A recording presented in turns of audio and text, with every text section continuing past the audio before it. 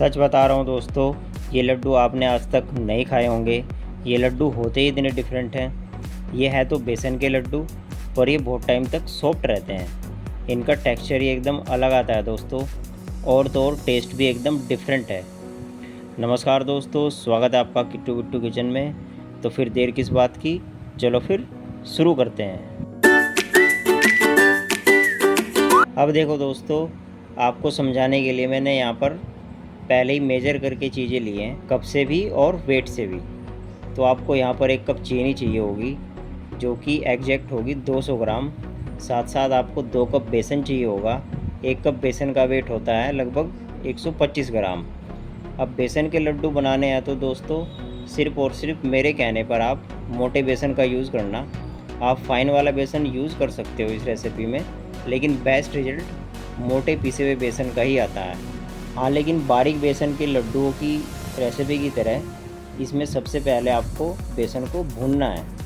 बेसन में क्या होता है कि हल्का सा मॉइस्चर होता है, वो आपको गायब करना है। लेकिन सेकेंडली, क्योंकि हम यहाँ पर बेसन में दूध मिलाएंगे, तो इसलिए जो रोस्टेड फ्लेवर होगा वो यहाँ पर इसी ड्राई बुनाई से आएगा। जितना भी आप अचीव कर सकते हो। मैं दोस्तों हमेशा बेसन को मीडियम लो फ्लेम पर भूनता हूँ, हाई फ्लेम पर कभी नहीं भूनता। आराम आराम से आपको भूनना है। और मेरे कहने पर यहाँ एक बड़ी कढ़ाई का यूज़ करना। एक बड़ी कढ़ाई लेने का बहुत एडवांटेज होगा, आगे आपको बताऊंगा मैं। मीडियम लो फ्लेम पर आराम आराम से भूनते रहना। अपने आप ही आप देखना, थोड़ी देर में बहुत ही अमेजिंग भुने हुए बेसन की खुशबू आने लगेगी विदिन 7 to 8 मिनट। और बेसन जो है वो हल्का सा ड्राई हो जाएगा। अब देखो, जब मैं इसको झाड़ रहा हूँ तो एकदम दाने दाने गिर रहे हैं। तो इस स्टेज तक आपने बेसन को पकाना है। और अब आप यहाँ पर बेसन को निकाल देना। फ़िलहाल बेसन में अभी कुछ मत डालना, इसको थोड़ी देर ठंडा होने देना 5 मिनट के लिए। जब ठंडा हो जाएगा तो इसमें 1 कप आपने दूध डालना है, और उसके साथ साथ 1/4 कप दूध की मलाई होती है ना जो, वो डालनी है।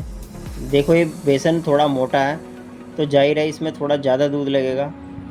अगर आप फाइन वाला बेसन यूज़ कर रहे हो तो हो सकता है आपका काम कम दूध में भी हो जाए।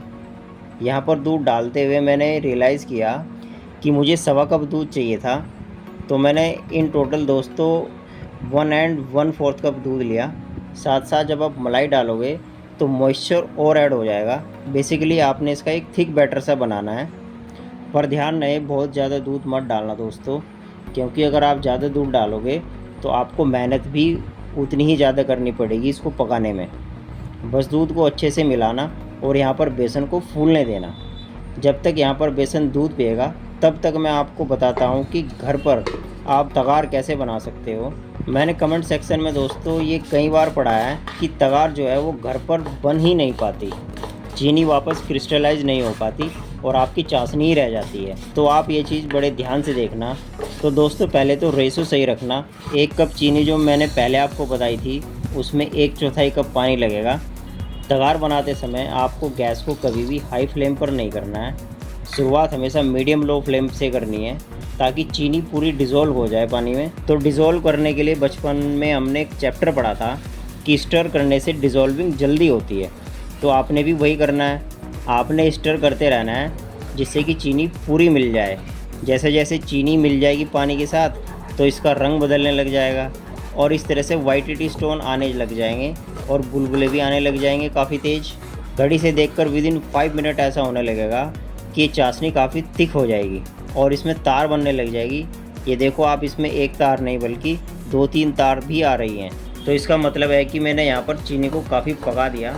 अब क्योंकि गैस यहाँ पर हाई फ्लेम पर नहीं है तो यहाँ पर चीनी में रंग नहीं आएगा, यानी कि चीनी हमारी कैरेमलाइज नहीं होगी।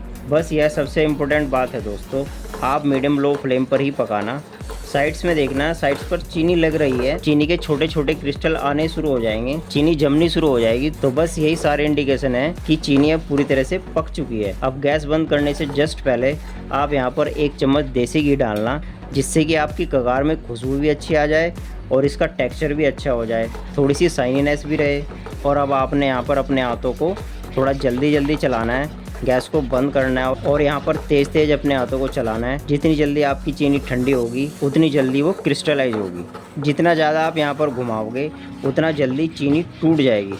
बेसिकली बड़े बड़े चंक्स नहीं बनेंगे। आप यहाँ पर चलाते रहोगे और यहाँ अपने आप ही छोटे छोटे क्रिस्टल बन जाएंगे और आपको बिल्कुल बढ़िया सा बूरा मिल जाएगा। जो ये साइड्स में लगी हुई है ना दोस्तों, आप इसको बहुत ही ईज़िली निकाल पाओगे अगर आप एक नॉन स्टिक पैन का इस्तेमाल कर रहे हो। आप खुद ही देखो दोस्तों, चला चला के एकदम क्रम्बल हो चुकी है और एकदम फाइन हो चुकी है। अब इसको एकदम बाजार जैसा बनाने के लिए आप इसको एक बार छान देना। छानने से बेनिफिट ये होगा कि छोटे छोटे दाने निकल जाएंगे और ये बिल्कुल इवन हो जाएगी। और छानने के बाद आपको मिल जाएगा एकदम बढ़िया क्वालिटी का बूरा, जो आप बहुत ही आसानी से घर में बना सकते हो। और घर की चीज़ों की दोस्तों बात ही एकदम अलग होती है। खैर, हमारा बेसन भी यहाँ पर रेडी हो चुका है और हमारा तगार भी एकदम रेडी है। आपको इन टोटल 1 कप घी चाहिए होगा। 2 कप बेसन के लिए 1 कप घी काफ़ी रहेगा, लेकिन अभी शुरुआत में सारा घी नहीं डालना दोस्तों, सिर्फ आधा कप डालना है। लगभग 2 चम्मच के लगभग आप यहाँ पर घी डालना। घी को पिघलने मत देना, पूरा एकदम लो फ्लेम पर रखना, क्योंकि गर्म घी में अगर आप बेसन को डालोगे तो बेसन उसी तरफ से पक जाएगा। फटाफट से आपने ठंडे घी में ही बेसन को डालना है और पकाना शुरू करना है। और पूरे घी को आपने जल्दी से जल्दी खपाना है बेसन के अंदर, जिससे कि कहीं पर भी स्पॉट्स ना बने और गुठलियाँ ना बन जाएं। आप यहाँ पर चलाते रहना और देखते ही देखते सारा घी गायब हो जाएगा। फिर पकाते पकाते इसका मॉइस्चर लॉस होना शुरू होगा।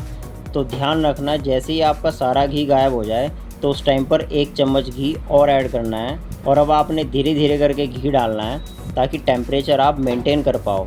Temperature is the key to reduce all the moisture in the besan. तो यहाँ पर अब आपकी बड़ी कढ़ाई बहुत काम आएगी दोस्तों।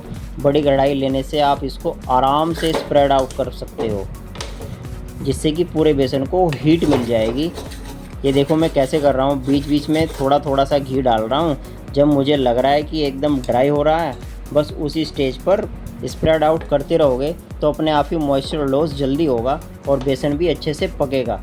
अब देखो आप धीरे धीरे करके इसकी स्टेज बदलनी शुरू होगी। पहले तो फिर भी जुड़ रहा था और अब एकदम क्रम्बल होने लग गया है, क्योंकि इसमें से मॉइस्चर काफ़ी कम हो गया है। मीडियम फ्लेम पर दोस्तों आपको लगभग 15 से 20 मिनट लग जाएंगे इस स्टेज पर आने में। जब यह बिल्कुल ब्रेड क्रम्ब जैसा क्रम्बली हो जाएगा, बेसन अब हीट पकड़ना शुरू करेगा, तो मैंने लास्ट चम्मच घी का डाला है, इसको अच्छे से मिलाया है। और अब मैं क्या करूँगा कि कोई भी पाव भाजी वाला मैशर आपने लेना है या कोई भी चीज़ जिससे आप मैश करते हो, उससे आपको बेसन को मैश करना है ताकि यहाँ पर कोई गुठली ना रहे और अंदर का एक एक दाना इवनली हीट पकड़ ले। जितनी अच्छे से गर्म होगा एक एक दाना, उतना ही बढ़िया आपका बेसन पकेगा और उतना ही बढ़िया आपका स्वाद आएगा दोस्तों। तो ये देखो दोस्तों, करते करते ऐसा हो जाएगा, इसका कलर भी एकदम बदल जाएगा और एकदम ड्राई सा हो जाएगा, जैसे इसमें दूध कभी था ही नहीं। ये देखो दोस्तों, और इसी स्टेज तक आपने पकाना है दोस्तों, और लगभग आपको 20 मिनट से ऊपर लगेंगे। मीडियम लो फ्लेम पर ही करना, जल्दबाजी में मत करना दोस्तों, नहीं तो वो स्वाद नहीं ला पाओगे बिल्कुल भी। बस थोड़े से मैंने ड्राई फ्रूट डाले हैं, जैसे कि थोड़ा सा मैंने बादाम डाल दिया है, थोड़ा सा 4-5 इलायची के दाने कूट कर मैंने इसके अंदर डाल दिए हैं और इन सारी चीज़ों को अच्छे से मिला दिया है। गैस को इस टाइम पर बंद कर देना है दोस्तों और सारे बेसन को एक परात में निकाल लेना। मेरे कहने पर दोस्तों, यहाँ पर लड्डू बनाने हैं तो इसको ज़्यादा ठंडा मत होने देना, हल्का सा गर्म ही होना चाहिए, तभी आप लड्डुओं को बांध पाओगे। जैसे ही आपको लगे कि जस्ट आपका हाथ पकड़ ही सकता है, तो उसी स्टेज पर आपने दोस्तों यहाँ पर सारा बूरा डाल देना है। ध्यान रखना है मेरी बात का, अगर लड्डू सही से बांधने हैं तो हल्के से गर्म में ही यहाँ पर बूरा डालना। बहुत गर्म होगा तो आपका बूरा पिघल जाएगा और बहुत ठंडा होगा तो लड्डू सही से बंध नहीं पाएंगे, क्योंकि चीनी का भी अपना टेम्परेचर होता है। तो जब आप मिलाओगे तो यह बेसन हल्का सा ठंडा होना चाहिए। लड्डू बनाने के लिए आपने बस थोड़ा सा बेसन इस तरह से उठाना है और इसको दबा दबा के प्रेस करके अच्छे से इसकी एक शेप देनी है, गोल शेप देनी है, अच्छे से इसको बांधना है और थोड़ा सा इसमें जोर लगाना है बांधते समय। ध्यान रखना, बाई चांस अगर आपके लड्डू नहीं बन पा रहे हैं तो थोड़े से घी को पिघलाकर और डाल सकते हो आप इसके अंदर, लेकिन मुझे ऐसा लगता है कि आपके लड्डू एकदम परफेक्टली ऐसे ही बन जाएंगे। बस थोड़ा सा ज़ोर से दबाना दोस्तों। और ये देखो दोस्तों, एकदम परफेक्ट एक एक लड्डू बन के तैयार हैं, है ना, एकदम मज़ेदार। बहुत ही यूनिक लड्डू बनते हैं दोस्तों। यह आपके नॉर्मल बेसन वाले लड्डू नहीं हैं, इनका टेस्ट काफ़ी डिफरेंट आता है और आप इस फेस्टिवल सीज़न एक बार ज़रूर बना के देखना, इनका टेस्ट बहुत ही अलग लगेगा सबको।